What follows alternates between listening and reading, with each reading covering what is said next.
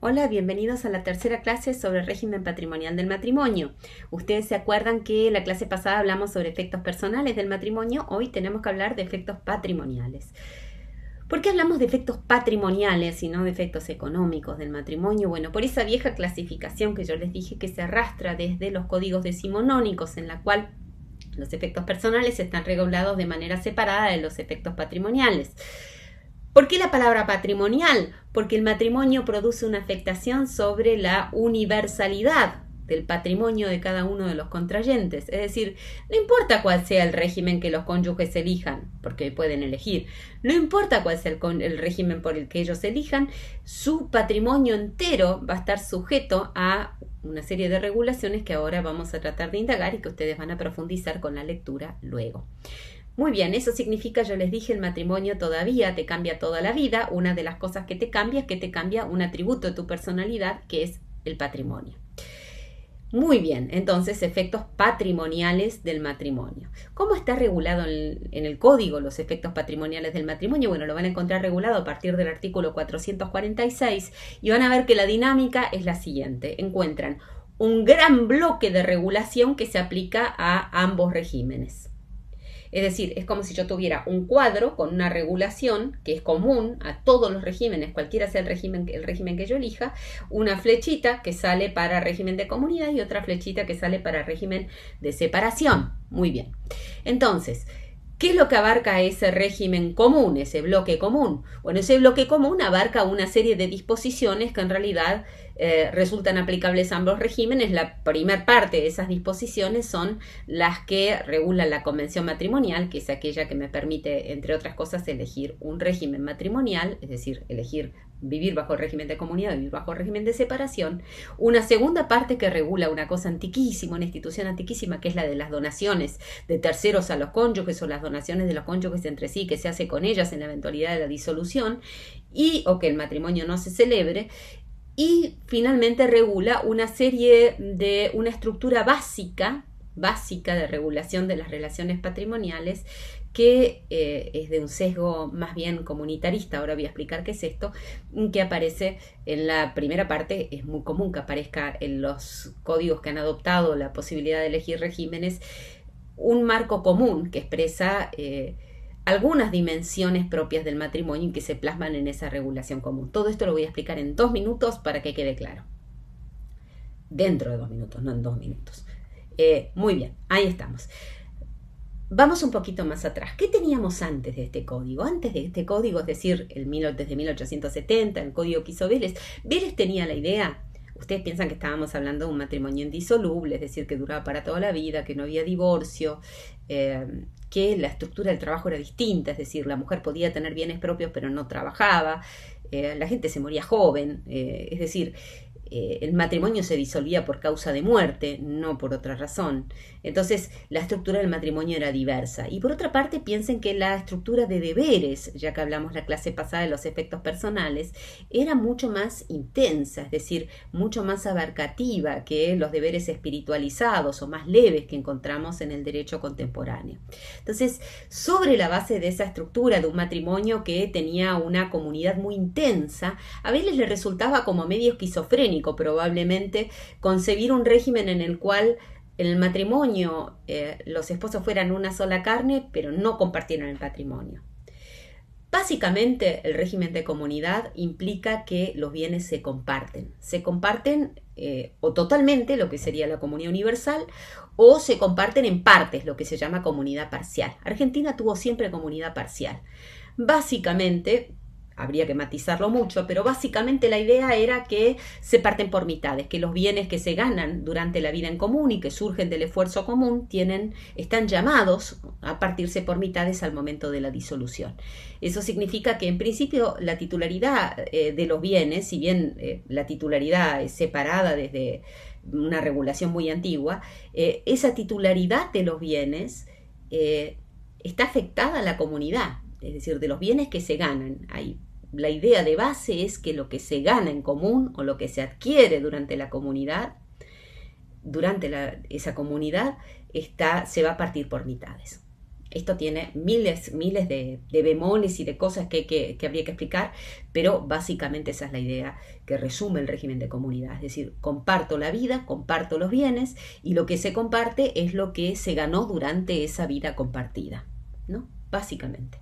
¿Qué es el régimen de separación? El régimen de separación es lo mío es tuyo, lo mío es mío y lo tuyo es tuyo. Es decir, si yo me caso y entro rica al matrimonio, voy a salir con mi propio patrimonio más o menos indemne, más allá de las cuestiones de los gastos que yo decida hacer durante ese tiempo.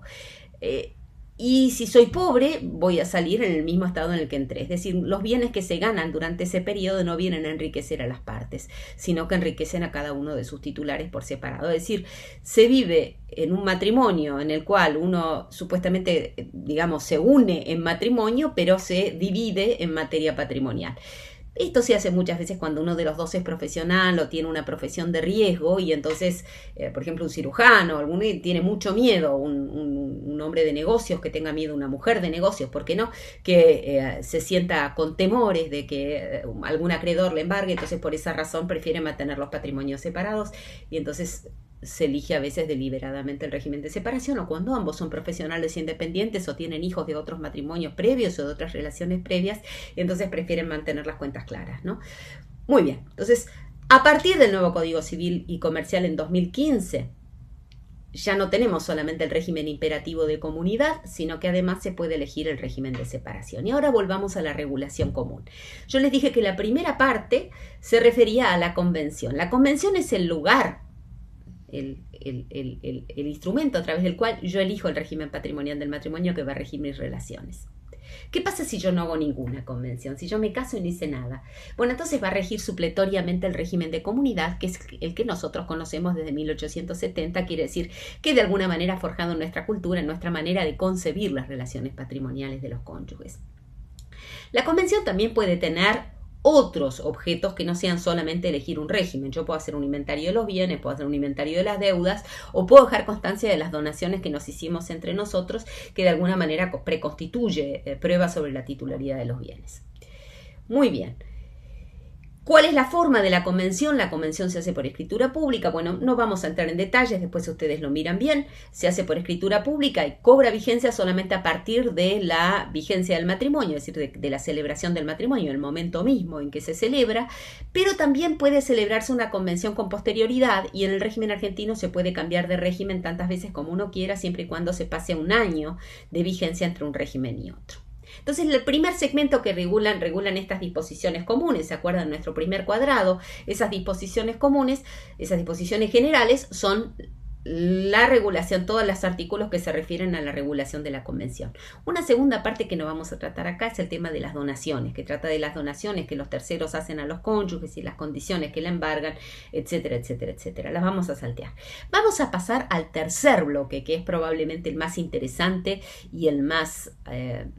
no quiero decir audaz porque me parece que sería a lo mejor un poco atrevido decirlo, pero audaz en el sentido de que es me parece muy moderno, ¿no? En su concepción por lo menos sigue los lineamientos más modernos de regulación en la materia en el derecho comparado. Esta segunda parte trata de determinadas reglas que yo no puedo modificar. Es decir, que se aplican a ambos regímenes y que son imperativas para ambos regímenes. Y básicamente, ¿qué son esas reglas? Bueno, esas reglas básicamente yo quisiera resumirlas en tres. La primera es la que tiene que ver con la estructura de unidad del matrimonio. Y aquí tal vez es muy importante que les diga, que clarifiquemos algo. Casi todos los capítulos, casi todos los títulos y libros del Código Civil y Comercial tienen una serie de principios que son propios de cada disciplina, de cada instituto, ¿no es cierto? El régimen patrimonial del matrimonio, aunque no esté explicitado en el Código, también tiene sus principios propios. Y esos principios básicamente son la protección de la persona, especialmente la protección de la parte más débil, la protección de los terceros, es decir, la seguridad jurídica del intercambio social, porque el matrimonio interactúa con otras personas afuera, y la protección de la vida en común, es decir, la protección de la familia, es un mandato constitucional y que aparece en varias convenciones internacionales. Es decir, van a ver que cada una de las reglamentaciones que están en la parte de disposiciones comunes, básicamente protegen alguno de estos tres bienes o están protegiendo dos principios jurídicos simultáneamente. El deber de contribución protege básicamente dos principios, que es a la parte más débil, es decir, a la parte más vulnerable de la relación y de la familia, y a la protección de la familia. ¿Qué quiere decir ese deber de contribución? Quiere decir que ambas partes, se sé que viven bajo el régimen de comunidad de separación, están obligadas a contribuir en aquello que constituye el núcleo mismo de la vida familiar. La persona de cada uno de los cónyuges, el hogar conyugal, los gastos que rogue, y los hijos, si los hay, los que son comunes y los de uno de ellos que convivan mientras dure la menor edad de esa persona, mientras si tiene restricciones a la capacidad mientras las tenga. Entonces, básicamente es las personas vulnerables de la familia deben ser protegidas, y eso es algo que pesa sobre la masa patrimonial de cada uno de los cónyuges, y eso puede exigirse durante la convivencia o al momento de la ruptura, pero puede exigirse, ese deber de contribución es exigible. Y de otra parte, como un eco de ese deber de contribución, van a ver que hay una estructura que protege a los terceros. Entonces los terceros, según esa estructura que está regulada en el código, pueden demandar a cualquiera de los dos cónyuges, eso es lo que tenemos en el artículo 461, pueden demandar a cualquiera de los dos cónyuges que van a responder solidariamente, es decir, con todo su patrimonio, por las obligaciones contraídas en lo que fuera el sostenimiento del hogar de los hijos comunes o de uno de ellos que convivan en las condiciones que dijimos antes. Eso quiere decir que en este juego de dos artículos, que son el deber de contribución que está en el 455 y el deber de responsabilidad solidaria, que tiene que ver responder frente a terceros, el núcleo de la vida familiar, que es el hogar y los hijos, exige de ambos cónyuges una respuesta patrimonial. Y eso está protegido. Entonces, la primera parte que se regula en las disposiciones comunes es el deber de contribuir a esa vida familiar, asociativa, unitiva que está plasmada. Fíjense que el deber de convivencia está implícito en el tema de la protección del hogar conyugal. Segundo lugar, el código regula lo que yo llamaría la estructura de la desconfianza, es decir, en los cónyuges la buena fe está centrada, es decir, uno tiende a confiar en la persona en la que se casa, porque si no, no se hubiera casado, ¿no? Bueno, entonces el código lo que hace es protegerte contra vos mismo, es decir, contra la propia confianza que tenés. Y entonces impone un deber de asentimiento para la disposición, en realidad es un poquito más amplio el artículo, ¿no? Está regulado, ustedes van a ver que eso se encuentra en el 456, ¿no? Y van a ver que se exige que hace falta el asentimiento, es decir, que vos asientas para disponer de los derechos sobre la vivienda familiar o los muebles indispensables. Es decir, son los derechos, es decir, no puedo... Probablemente abarque incluso el ofrecerla como fianza, ¿no? Quiere decir que esa vivienda familiar está especialmente protegida contra la excesiva confianza que nosotros podemos tener en el otro cónyuge y que podríamos depositar, y que podría hacer que la vivienda familiar desapareciera. De alguna manera el derecho te obliga a controlar. Te obliga a controlar y no te deja elegir no controlar, al punto que no podés otorgar un mandato para dispensar este asentimiento. Quiere decir que cuando tu esposo o tu esposa quiere vender la vivienda conyugal, te tiene que pedir permiso, y vos lo tenés que firmar por escrito en la escritura pública en la cual ese acto se perfecciona. Y eso es indispensable. Ni siquiera le podés dar un poder a tu esposo para que firme por vos. Es decir, vos tenés que controlar, y te lo impone el derecho, porque el corazón es débil y el derecho te protege contra tu propio corazón. Esa es la estructura de la desconfianza que construye el legislador para proteger a la parte que confió demasiado de una posible burla a aquellos bienes que son esenciales para llevar adelante la vida en común. Pero también el código entiende que esa buena fe entre los esposos, esa confianza recíproca se expresa en una estructura de confianza, y eso es la posibilidad de dar un mandato, de conferir un mandato al otro para que realice algunos bienes. Ese mandato puede ser tácito o explícito, y esa confianza se expresa en que el código no exige una rendición de cuentas. Muy bien. Es decir, si la parte le exige, el otro cónyuge debe presentar la rendición de cuentas, pero en principio se supone que esa rendición de cuentas no debe presentarse periódicamente como si fuera como en los casos del otro mandato. También existe una autorización judicial que ustedes van a ver que supliría eso. Entonces, básicamente las disposiciones comunes tienen 3 partes y con esto terminamos nuestra clase de hoy, porque el régimen patrimonial del matrimonio probablemente lo van a estudiar por separado. Yo ahora les voy a dar simplemente dos lineamientos para estudiar separación y comunidad.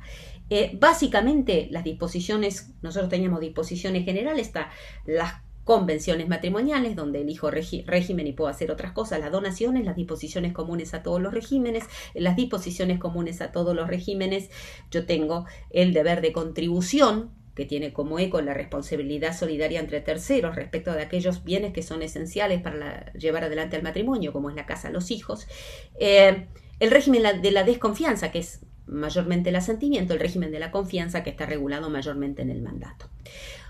Muy breves consideraciones respecto del régimen de comunidad. El régimen de comunidad van a ver que tiene 3 partes. Tiene el régimen de titularidad, que me dice de quién es cada uno de los bienes, si es propio o ganancial, y van a ver las reglas para distinguir si es propio o ganancial, reglas de administración, es decir, de gestión de los bienes, cómo se regula, y reglas de disolución y partición.